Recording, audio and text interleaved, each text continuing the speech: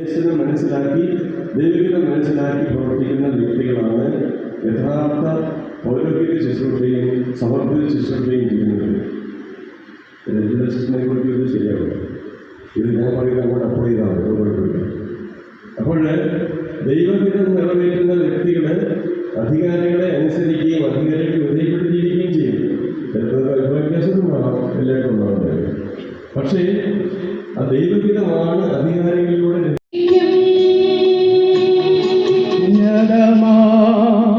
സ്വർലോകത്തിൽ സർവേശനു സ്തുതി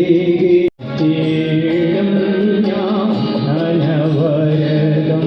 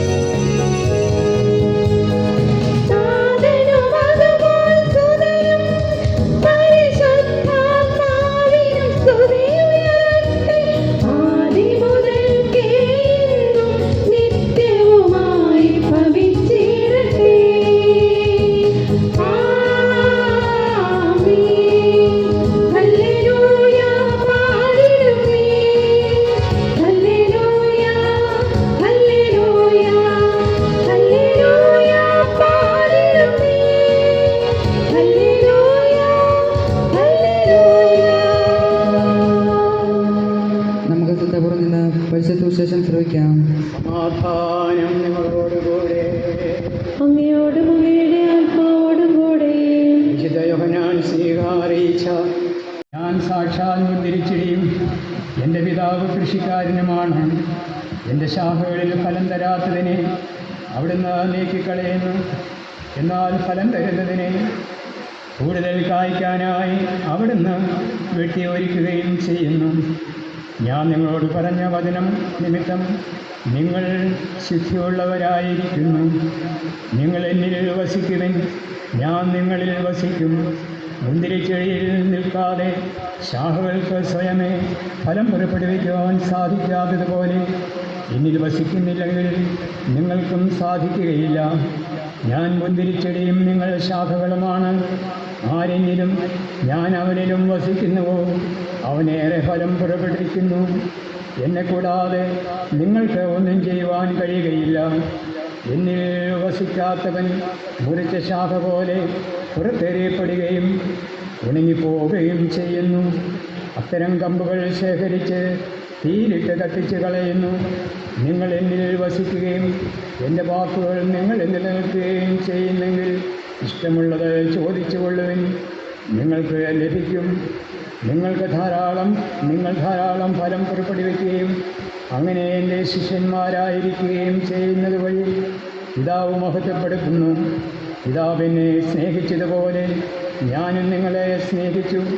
നിങ്ങൾ എൻ്റെ സ്നേഹത്തിൽ നിലനിൽക്കുവിൻ. ഞാൻ എൻ്റെ പിതാവിൻ്റെ കൽപ്പനകൾ പാലിച്ചു. അവിടുത്തെ സ്നേഹത്തിൽ നിലനിൽക്കുന്നത് പോലെ നിങ്ങൾ എൻ്റെ കൽപ്പനകൾ പാലിച്ചാൽ എൻ്റെ സ്നേഹത്തിലും നിലനിൽക്കും. നമ്മുടെ കർത്താവ്